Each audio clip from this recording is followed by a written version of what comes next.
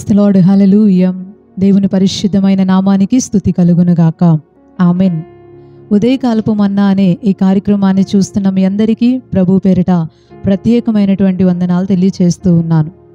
మీ అందరికీ ముందుగా క్రిస్మస్ శుభాల్ని తెలియచేస్తూ ఉన్నాను.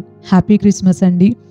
ఈ సంతోషకరమైన రోజున మనందరం కూడా ఈ రీతిగా కలుసుకొని దేవుని మాటల్ని ధ్యానించుకునే ఇటు భాగ్యాన్ని ఇచ్చిన దేవాతి దేవుడు స్తుతించబడునుగాక. ఆమెన్, హల్లెలూయా. పరిశుద్ధ గ్రంథంలో నుంచి ఒక వాక్య భాగాన్ని మనం ధ్యానం చేసుకుందాం. లూకా సువార్త 2వ అధ్యాయం 10-11 వచనాలని మనం చదువుకుందాం. అయితే ఆ దూత, భయపడకుడి, ఇదిగో ప్రజలందరికీ కలగబోవు మహా సంతోషకరమైన సువర్తమానము నేను మీకు తెలియచేయుచున్నాను. దావీదు పట్టణమందు నేడు రక్షకుడు మీ కొరకు పుట్టియున్నాడు. ఈయన ప్రభు అయిన క్రీస్తు. దేవునికి స్తోత్రం, హల్లెలూయా. మనం చదువుకున్నటువంటి వాక్య భాగంలో ఏమని రాయబడింది అంటే, దూతలు కొంతమంది గొర్రెల కాపరుల దగ్గరకు వచ్చి ఈ మాటని తెలియచేస్తున్నారు. ఏమని అంటున్నారు అంటే, భయపడకుడి, ఇదిగో ప్రజలందరికీ కలగబోవు మహా సంతోషకరమైన సువర్తమానము నేను మీకు తెలియచేయుచున్నాను. హల్లెలూయా. మీ అందరి కోసం ఒక గుడ్ న్యూస్ని తీసుకొని వచ్చాను అని దూత గొర్రెల కాపర్లకి చెప్తూ ఉంది. ఆ గుడ్ న్యూస్ కూడా ఎలాంటిది అంటే, కుటుంబస్తులు మాత్రమే సంతోషించేది కాదు, విన్నవారు మాత్రమే సంతోషించేది కాదు, ప్రజలందరికీ కూడా మహా సంతోషాన్ని కలిగించేటటువంటి సువర్తమానాన్ని తీసుకొని వచ్చాను అని దూత గొర్రెల కాపరులకి తెలియచేస్తూ ఉన్నాడు. దేవునికి స్తోత్రం, హల్లెలూయా. ఒక గుడ్ న్యూస్ తీసుకొని దూత ప్రజల దగ్గరకు వచ్చాడు. కొంతమంది గొర్రెల కాపరులు రాత్రి వేళ పొలంలో కూర్చొని మందని కాచుకుంటూ ఉన్నారు. మనందరికీ బాగా తెలిసిందే. ఈ క్రిస్మస్ రోజుల్లో ఈ యొక్క సందర్భాల్ని మనం వింటూనే వచ్చాం. చాలా సంవత్సరాలుగా వీటి గురించి మనం మాట్లాడుకుంటూనే వస్తూ ఉన్నాం. అయితే ఈ మంచి సమయంలో కూడా ఒకసారి వారిని మనం గుర్తు చేసుకుందాం. ఆ గొర్రెల కాపరులు రాత్రి వేళ మందని కాచుకుంటూ ఉన్నప్పుడు అకస్మాత్తుగా ఒక గొప్ప వెలుగు వారి చుట్టూ ప్రకాశించింది. అప్పుడు వాళ్ళు ఆ వెలుగును చూసి చాలా భయపడిపోయారు. ఉన్నపాటున వెలుగొచ్చినా, ఆ చీకట్లో కూర్చున్నారు కాబట్టి ఏదైనా శబ్దం వచ్చినా ఆటోమేటిక్గా భయం అనేది వచ్చేస్తుంది కదా. అలాగే వీళ్ళు కూడా చాలా భయపడిపోయి, ఏంటి వెలుగేంటి, మన చుట్టూ ఇంత వెలుగు వచ్చేసింది ఏంటి అని అటు ఇటు చూసుకుంటున్నారు. అప్పుడు దూత చెప్పాడు, మీరు భయపడొద్దు, మీకోసం నేను ఒక గుడ్ న్యూస్ తీసుకొచ్చాను. ఆ గుడ్ న్యూస్ ఎలాంటిది అంటే, కేవలం విన్న మీరు మాత్రమే సంతోషించేది కాదు, ప్రజలందరికీ కూడా మహా సంతోషాన్ని కలిగించేటటువంటి సువర్తమానాన్ని నేను మీకు తెలియచేస్తున్నాను. ఏంటది అంటే, దావీదు పట్టణమందు నేడు రక్షకుడు మీ కొరకు పుట్టియున్నాడు. ఈయన ప్రభు అయిన క్రీస్తు. దేవునికి స్తోత్రం, హల్లెలూయా. నేడు రక్షకుడు దావీదు పట్టణంలో మీకోసం పుట్టాడు. ఈయన ప్రభు అయిన క్రీస్తు. హల్లెలూయా.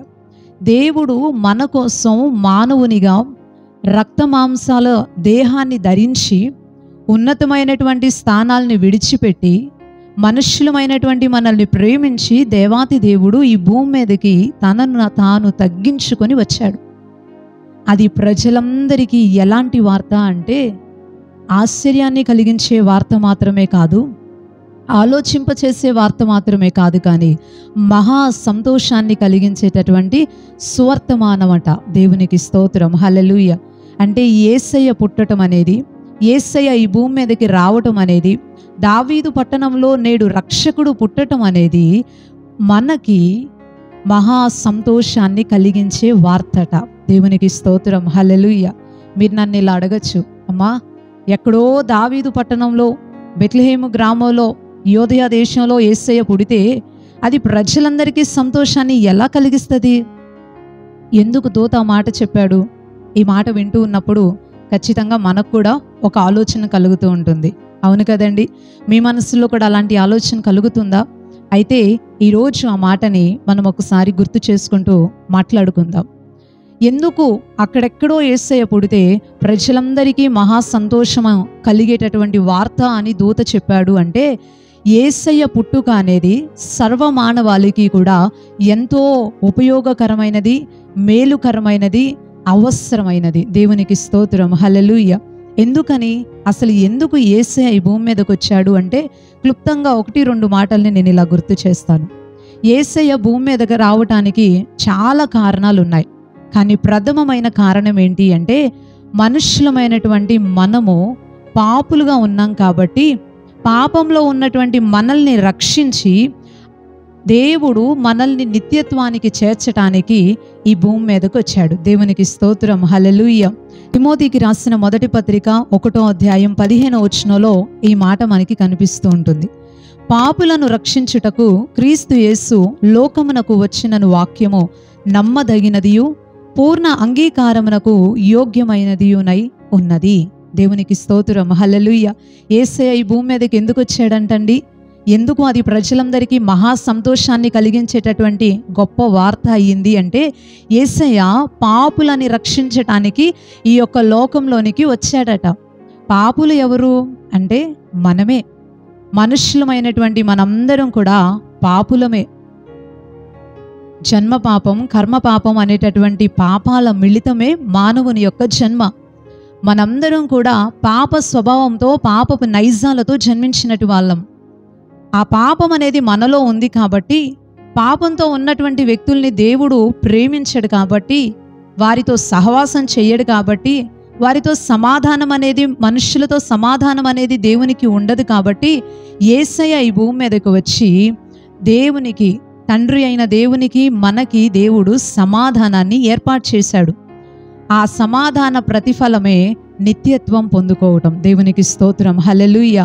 ఎప్పుడైతే దేవుడు మనల్ని ఇష్టపడేటట్టుగా యేసయ్య చేశాడో, మనము ఆ నిత్యత్వాన్ని పొందుకోవటానికి అర్హులంగా మార్చబడిపోయి త్వరలో దేవుని దగ్గరికి వెళ్ళేటటువంటి గొప్ప అర్హతని పొందుకోగలుగుతాం.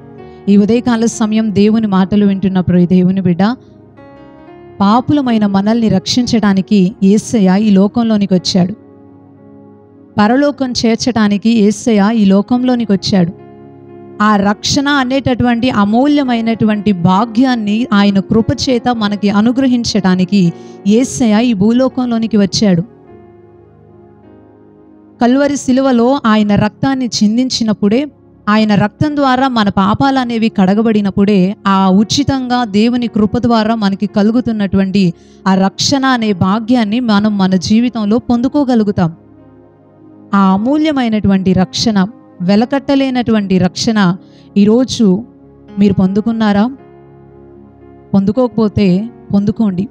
మనకి రక్షణ ఇవ్వటానికే, పాపులమైన మనల్ని దేవుడు రక్షించటానికే, ఈ యొక్క పాపము నుంచి విడిపించటానికే, తండ్రితో సమాధానాన్ని ఏర్పాటు చేయటానికే, మనలందరినీ కూడా సిద్ధపరిచి దేవుని దగ్గరికి చేర్చటానికే యేసయ్య ఆ ఉన్నతమైన స్థలాల్ని విడిచిపెట్టి మానవునిగా, రక్తమాంస దేహాలతో మన కోసం మనుష్యునిగా ఈ భూమి మీదకి వచ్చాడు. సంతోషకరమైన వార్తే కదా. దేవునికి స్తోత్రం, హల్లెలూయా. యుగయుగాలు మనం నరకంలో ఉండకూడదని, నిత్యత్వానికి తీసుకెళ్ళి దేవుని దగ్గర మనం సంతోషంగా స్తుతించుకుంటూ, ఆరాధించుకుంటూ, హ్యాపీగా ఈ యొక్క జీవితం తర్వాత ఉన్నటువంటి ఆ యొక్క పరలోక రాజ్యపులో ఆ నిత్యత్వమైనటువంటి జీవితాన్ని మనం పొందుకోవాలి అని యేసయ్య ఈ భూమి మీదకి వచ్చాడు. గొప్ప విషయం కదండి. మన కోసం ఎవరైనా ఏదైనా చేశారు అంటే మనం చాలా బాగా గుర్తుపెట్టుకుంటాం. వాళ్ళు నా కోసం అంత మంచి పని చేశారు, వీళ్ళు నా కోసం ఇంత మంచి పని చేశారు అని. యేసయ్య మన కోసం ఈ భూమి మీదకు వచ్చాడు. తనను తాను చాలా తగ్గించేసుకున్నాడు. తన ప్రాణాన్నే పెట్టి అమూల్యమైనటువంటి వెలకట్టలేని రక్షణని దేవుడు మనకి అనుగ్రహించాడు. పాపులమైన మనల్ని నీతిమంతులుగా మార్చి ఈ రక్షణలోనికి తీసుకువచ్చి దేవుని దగ్గరికి తీసుకువెళ్ళటానికి యేసయ్య వచ్చాడు. ఈ రక్షణని మీరు పొందుకున్నారా? పొందుకోకపోతే పొందుకోండి. క్రిస్మస్ అంటే ఇదే కదా. దేవుని యొక్క త్యాగాన్ని, దేవుడు చేసినటువంటి అమూల్యమైన పనిని జ్ఞాపకం చేసుకోవటమే క్రిస్మస్ అంటే. యేసయ్య మన కోసం పుట్టాడు. అది ప్రజలందరికీ కూడా మహా సంతోషాన్ని కలిగించేటటువంటి సువర్తమానం. దూత గొర్రెల కాపరులకి తెలియచేశాడు.